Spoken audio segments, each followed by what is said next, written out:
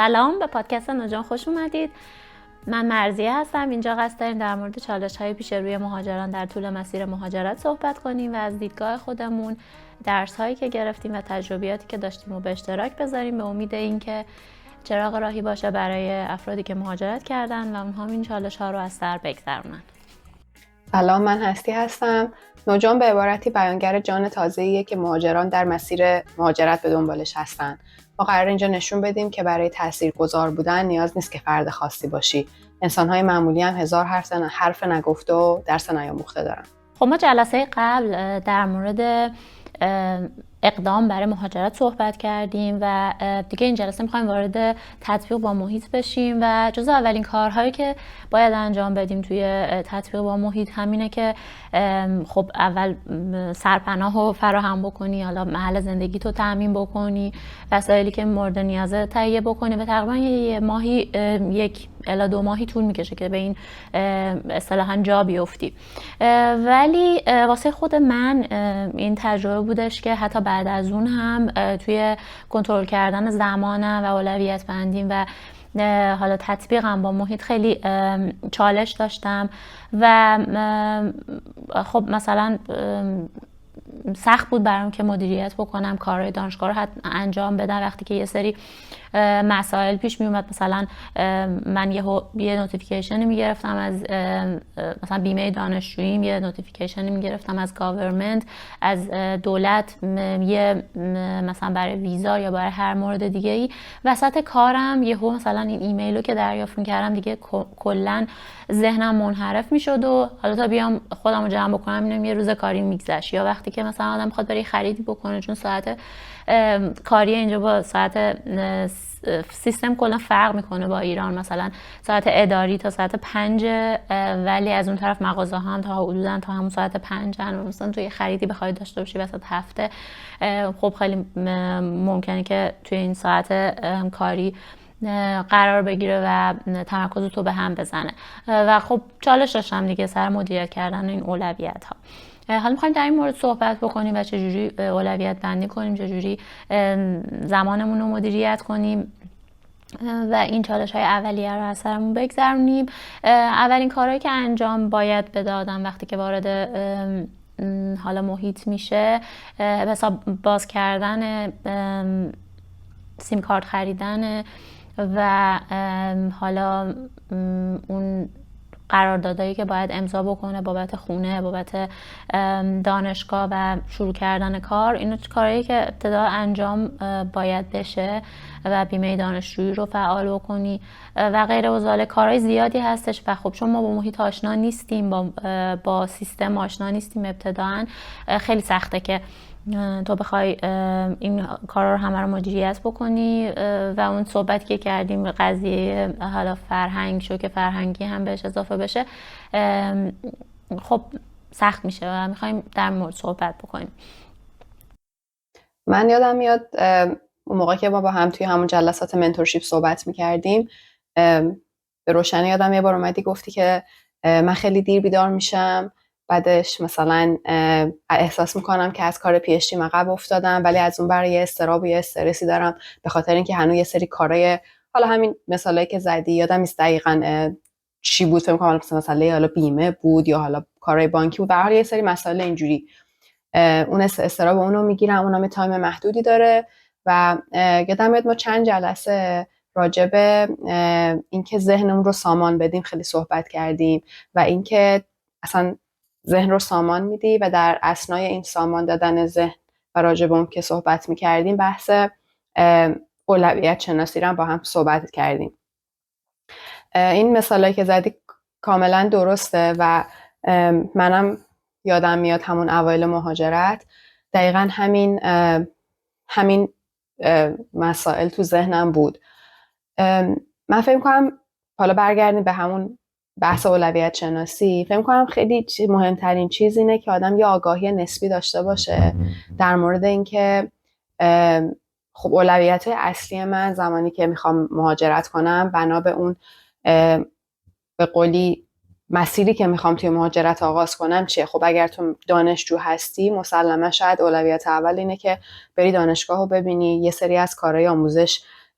به صورت حضوری انجام میشه، حداقل بری با محیط دانشگاه آشنا بشی. و یکم جلوتر مثلا در مورد شخص خودت که خب دانشجوی پی اچ دی بودی، یه مدتی هم بود اینجا بودی و من یادم من احساس میکردم باز قبل از اولویت بندی شاید بحث مدیریت زمان خیلی مطرح میشه. یعنی اینا خیلی به هم جوری مرتبطه. یعنی اول آدم باید یاد بگیره که زمان رو چجوری مدیریت کنه،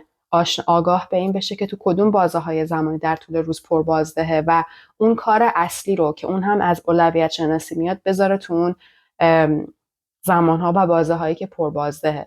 حالا خیلی کوتاه نمیخوام خیلی من صحبت کنم، ولی خیلی کوتاه مثلا من یه تمرین رو بعضن گاهی انجام میدم به اسم تمرین رصد کردن. یه چند روزی خودم رو هی رصد میکنم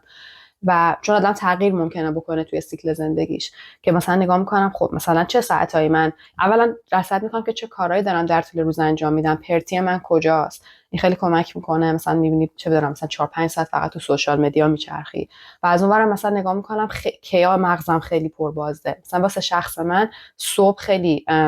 یعنی صبح زود خیلی مثلا شارپم یا خیلی قشنگ میتونم کارامو انجام بدم و بعد از اون میام اوکی خب پس من بعد کار اصلیم رو که همون کاری که بابتش دارم حقوق میگیرم و بگنجونم مثلا توی اون قاعدتا تو تایم بازه اول اگه یه تسک خیلی سنگینی بهم دادن. بعدم اینو با هم صحبت کردیم و این خیلی کمک میکنه که آدم مثلا خودش یه به خودشناسی برسه، به خودآگاهی برسه و بعد بگم اون کار اصلیه رو که سخت داره اولویتش رو بذاره اول و بعدن کار فرعی که برای هر کس ممکنه متفاوت باشه رو بذاره تو ساعت‌های بعدی. آره منم یادم میاد که اون موقع که با هم دیگه صحبت میکردیم یه مسئله‌ای که بود این بودش که من خب صبح زود بیدار نمیشدم و خوابم به هم خورده بود و مثلا دیر وقت میخوابیدم و فکر میکردم که خب من الان دیگه ساعت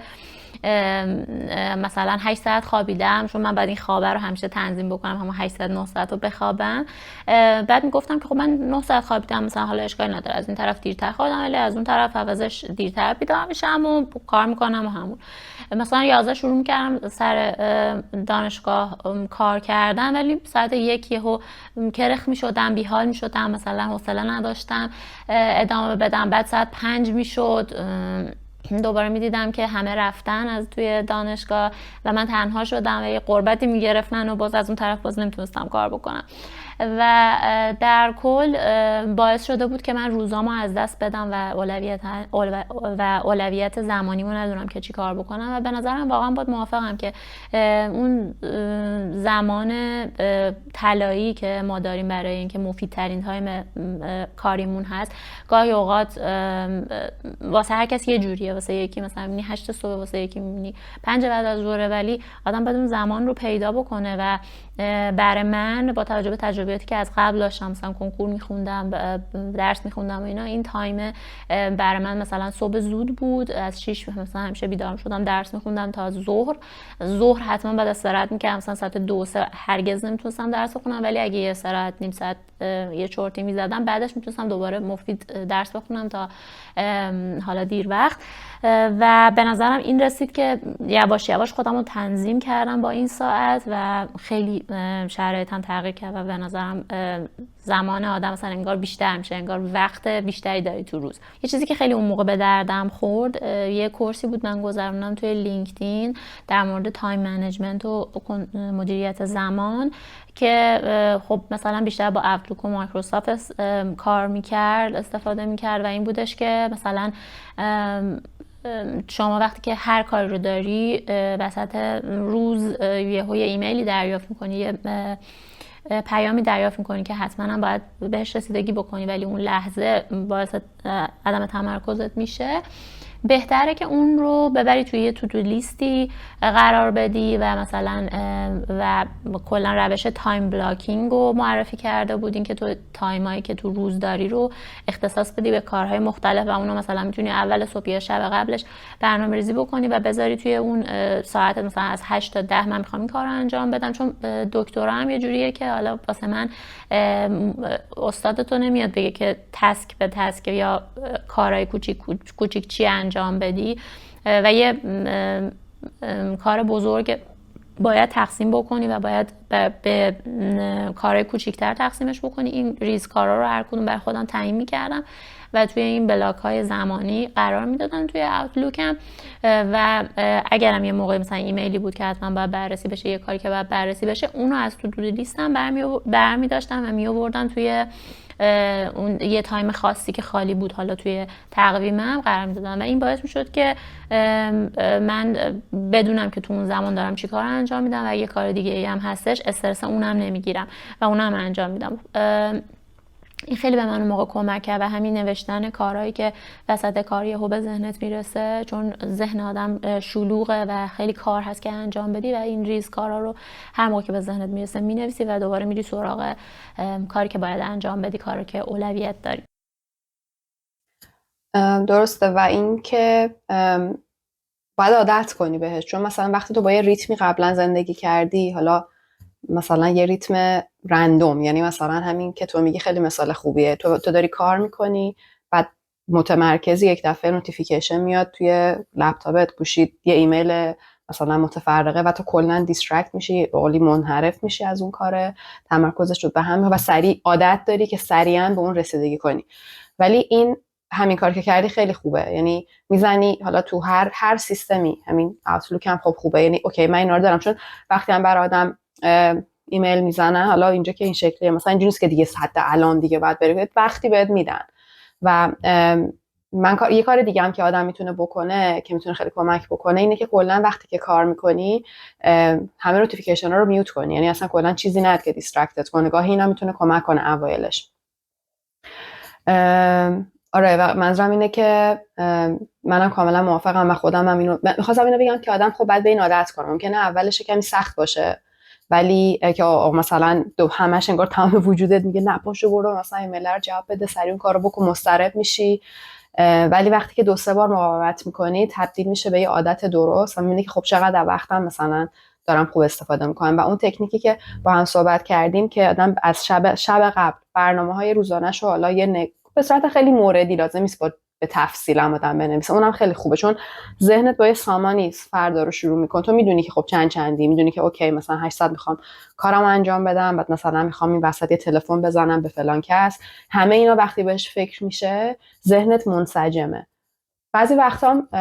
از اون ور بومم نباید افتاد، بعضی وقتا خب یعنی یه مهارت آدم باید تقویت کنه، شاید خیلی کارا اصلا ذات کارشون اینه، ما خب کارم مهندسی پشت میزیه، شاید مثلا یه پرستار نوع فکر کردن یعنی مثلا من خیلی بعد سریع بتونه عکس العمل نشون، اونم مهارت خیلی خوبه، یعنی انقدر قوی میشن که مثلا اوکی خدا نکنه یه مریض اورژانسی میاد، سریع بر شجولمو عوض کنم به اون برسم، ممکنه برام مثلا کار اونم یه مهارته، ولی من میگم اول بعد این بیس رو درست کنی، بعد کم کم انقدر روش مهار میشی که مثلا یه مورد اورژانسی هم سریع میتونی تو ذهنت پروسس کنی، اوکی کول الان مثلا اینو میذارم اینجا، این ارجنت نیست این هست، و مثلا رسیدگی میکنم به کار ارجنت. و اگه این به قولی تایم منیجمنت، مدیریت زمان همراه بشه با اولویت شناسی، خیلی هم دیگه خیلی کمتر مضطرب میشی وقتی یه تسکای این شکلی میاد سراغت. همون این سه تا برنامه ریزی کردن به صورت روزانه هر شب قبل از خواب، آگاه بودن به اینکه چه بلاک های زمانی من پربازده کار میکنم و بحث اولویت شناسی کنار هم خیلی ترکیب باحالی میشه، چون تو شب میدونی که اوکی مثلا من بعد کارهای پی اچ دی بکنم، مثلا هستی باید بدونم کار شرکتش رو انجام بده، چه بدونم مثلا اینا رو قشنگ میدونی، یه زنگ بعد بزنه. اولویت شناسی هم میدونی اوکی قاعدتاً کار اصلی هستی کار شرکتشونه، پس 100% اونو میذاره کجا؟ اول و اول پربازدهش که یه صبح. و وقتی که تو اون یه کتابی هست میگه قورباغه‌ات رو اول قورت بده، حالا من رو کامل نخوندم ولی فکر کنم کلیتش اینه که کار سخت تو اول انجام بده، اون کاری که خیلی ازت انرژی میگیره رو اول انجام میده و انگار یه حس آرامشی میگیری، خب من اصلش رو انجام دادم، بقیه نسبت به این اولی فرقه و حتی اگه نرسم به اون that's okay، مثلا حالا دیگه اینو انجام دادم، خیلی حس خوب و مفید بودن میگیری و از این جهت ذهنت رو هم سامان میده، حس خوبی نسبت به خودت داری. و حالا من نمیخوام تبلیغ نگیم، ولی واقعا فکر می‌کنم اینو خیلی جاها شنیدیم که مثلا صبح زودی بودن خیلی به آدم دست بالا میده، یعنی واقعا انگار که زمین یعنی یه دلیلی داره که زمین حالا این سیکلو داره و اگه تو بتونی خودتو هماهنگ کنی با اون خب خیلی جلویی. مثلا من وقتی روزایی که میتونم صبح زود سعی می‌کنم اکثرا بیدار شم، ولی حالا شرایط زندگی بچه کوچیکایی نمیذاره، مریضی چه داستان زیاده، ولی اون روزایی که مثلا 5 پا میشم یه ساعتی با خودمم، حالا یکی مراقبه میکنه، یکی حالا هر کی هر کاری میکنه، همون برنامه‌ریزی روزانه رو یه مرور میکنی، همون کارهای چی میگفتیم قطع شناسی و شوک‌گذاری تو انجام میدی، خیلی سطح خود انرژی جهان که بالاست تو خودت هم میاری با اون هماهنگ میکنی، خیلی پر انرژی، یعنی خیلی قوی، یعنی مثل شیر روزتو شروع میکنی. و من اینو به عینه دیدم، چون همیشه من شخصیتا آدمی بودم که زود بیدار میشدم ولی هیچ وقت دیگه 5 صبحی نبودم، ولی از زمانی که سعی کردم اینم بیارم تو زندگیم به عینه دیدم چقدر تاثیر میذاره. و مثلا حتی بعضا شده من یعنی بعضا که اکثرا که اصلا من کار اصلی من همون تایم 8 9 شروع میکنم، یعنی قشنگ از ساعت 5 تا حالا 7 8 یه ورزشی بکنی نمیدونم اینا، ولی انگار که احساس میکنم برای خودم هم خیلی وقت گذاشتم، مخصوصا اینجا حالا قاعدتا ایران هم همینه، ولی خب وقتی که دیگه درگیر بزرگسالی میشی و کارمندی زندگی میکنی یا کار داری، چشم میذاری تو روز میبینی مثلا من 8 ساعت از گل زندگیمو گذاشتم واسه کار. یعنی یه حسی میگیری که وارد سوال میگن existential question، یعنی سوالای زیرساختی، حالا من ترجمه درستش حالا مینویسیم توی دیسکریپشن، ولی الان چیز لفظ درستش مثلا بگم سوالای خیلی بنیادی که حالا من دارم با زندگیم چی کار میکنم. ولی وقتی تو یه 2 ساعتی برای خودت داری میگی اوکی من برای خودم هم وقت دارم، حالا اینم کارم میکنی پولی هم در میاریم دیگه، بهش میگم. در نهایت من احساس میکنم در کل هر برنامه ریزی که میکنیم باید مهم این باشه که حال خودمون چجوریه تهش، وقت گذاشتن روی خودمون. یعنی میخوام بگم آدمایی که میان بهانه‌گیری میکنن که تایم کمه، من میگم خب تو چجوری مدیریتش میکنی؟ چون من الان خودم به شخص تو پیک زندگیمم دیگه، با بچه کوچیک، کار فول تایم، مثلا بعد دیگه حال کسایی که بچه دارن واقفن که من چی میگم، بچه 3 سال دیل کردن باش از 2 تا منیجر سخت داره که وقتی میاد خونه دیگه تمرین تو قشنگ بعد، یعنی وقتی باشه پیشت عملا هیچ کار نمیتونی بکنی، ولی با این وجود سعی میکنم مثلا یه ساعتی رو مینیمم برای خودم داشته باشم که این هم بگذره. حالا که از دوستای من میگفتش که مثلا حالا روز طولانی میشه، مثلا به چه دردت میخوره، فایده نداره که میخوای چیکار کنی، میخوای بمب اتم مگه میخوای اتم بشکافی. و واقعیتش اینه که آدم اون زمان رو واقعا برای خودش میذاره و اون زمان رو استفاده میکنی برای اینکه یه سری کارا رو انجام بدی و اون حس مفید بودنی که به دست میاری، اون حس این که من به همه کارم رسیدم تا ظهر و بعدش مثلا واسه خودم وقت دارم، به باشگاه میرسی، به تایم کار اضافت میرسی، واقعا اون حسیه که واسه من ارزشمنده. ببین مهم اینه که به نظرم آدم حس خوبی نسبت به خودش داشته باشه. خودت نمیتونی هیچ وقت به خودت دروغ بگی، خودت نمیتونی به خودت بگی که الان احساس میکنم مفیدم یا نیستم. نمیشه خیلی مطلق و از والدانه صحبت کرد که نه 100% 5 صبح 100%. خب خیلی اصلا مدل کارشون این شکلیه که باید شب کار باشن، یعنی اونا چی کار باید بکنن. ولی در کل میگم من همیشه احساس میکنم نگاه کردن به داده ها، حالا یا یه آماری قضیه رو نگاه کردن میتونه خیلی کمک کنه بادم. اصولا من نگاه میکنم به زندگی آدمایی که حرفی واسه گفتن دارن یا حالا بگیم حالا موفقن، آدمای صبح زودی هن. و خیلی حالا اون در خطاب به دوستت که نمیدونست بعد چی کار کنه آخر هفته، من فکر کنم خیلی از اکتیویتی ها خیلی فعالیت اصلا خاص صبحه. حالا جالبه بچه‌ها بدونن که اصلا کلا استرالیا معروفه به صبح زودی، یعنی اینجا مثلا تو مثلا خود سفید پوستاش، حالا ملیت‌های دیگه ممکنه متفاوت باشه، ولی خود سفید پوستاش اصلا مثلا جاهایی که برید حالا تو سیدنی نزدیک آبن، اصلا یه سری کلوب‌هایی هستش که شنای 5 صبح، مثلا تو بوندای اینجوریه، شنای 5 صبح، 2 5 صبح، یعنی قبل طلوع این 4 اینا بیدار میشن میدونن. جوون هم سن و سالای ما، نه صرفا مثلا سال خورده. یا مثلا اینجا ما تو ایران هم هست الان مثلا برانچ میگن که ادغامی از مثلا بریکفاست و لانچه، مثلا خب میگه خب ساعت 11 دیگه بعد میریم مثلا 7 صبح طرف داره برانچ میخوره. یعنی میخوام بگم خیلی و از اون ور شبی نیستن، یعنی از اون ور مثلا خیلی ها بچه‌ها که میان اینجا خیلی خب ما خیلی ایران عادت داریم به مثلا شب عصر میشه تازه ماشین رو برمی‌داریم میریم دور دور میکنیم و تا ساعت 12 شب بلال میخوریم جیگر، اینجوریه دیگه داستان. ولی خب اینجا این خبرا نیستش. خیلی قور میزنم میگم خب اوکی، به جای اینکه آدم قور بزنه، چون 5 عصر بسته است دیگه تقریبا همه جا جز پنجشنبه ها، خب به جای اینکه قور بزنه خودت رو با این سیستم تطبیق بده و لذتش رو ببر. اینجا خیلی، یعنی حالا حالا خوبه که از جذابیت‌های این برام آدم بگه. بعد نیسالی واقعا چیزی که من خیلی برام همیشه قوت قلبه، جدای از این دوری از وقت، یعنی دور بودن فاصله که مثلا آدم سخته هی 14 ساعت پرواز کنه، بیشتر 14 ساعت و 6 ساعت از حالا دوحه یا قطر یا هر جای دیگه به ایران. طبیعتش انقدر بکره و اون انرژی که خیلی میتونی از طبیعت بگیری هم صبح دیگه. یعنی میخوام بگم که چیزی آدم خیلی چیزا به دست میاری که بخوای خودتو تطبیق بدی با این سیستم صبح زودی. آره، انرژی روز و انرژی زمین هم همین صحبتی که کردی خیلی جالبه، به خاطر اینکه من هم چند وقت پیش داشتم یه ویدیویی میدیدم از یه خانومی که حالا متخصص خواب و اینا بود و میگفتش که شما اون نوری که از خورشید میاد، حالا اون نور روز، ابتدا کمک میکنه به ذهن شما، به مغز شما که یه سری هورمونا رو ترشح بکنه و احساس بکنید که روز شروع شده و شروع کنه به فعالیت. و اونم این بودش که صبح بلند شید و شده یه مقدار نور از بیرون دریافت بکنید، روزتون با نور شروع بشه. مثلا اگه سر کار میرید شده توی آفتاب یه مقدار میخواید قدم بزنید، ماشینتون رو یه ذره دورتر پارک کنید، قدم بزنید، برید بیرون یه مثلا قهوه‌ای بگیرید، برگردید تو خونه اگه کار میکنید و اینطوری از اون خودتون رو، حالا از این انرژی روز استفاده بکنید و خودتون رو بیدار بکنید. بعضی موقع سخت این مدیریت زمان رو کردن و خیلی موقع آدما وقتی که خب مثلا به روتینی که مناسبشون نیست، حالا میتونه هر چیزی باشه، هر ساعتی از شبانه روز که بیدار میشن یا خواب میخوابن، مثلا طرف ساعت 3 صبح همیشه میخوابیده، بعد میخواد صبح 7 صبح بلند بشه، خب طبیعتا خیلی سخته و ممکنه روزهای اول تمرکز نداشته باشی. من پیشنهادم اینه که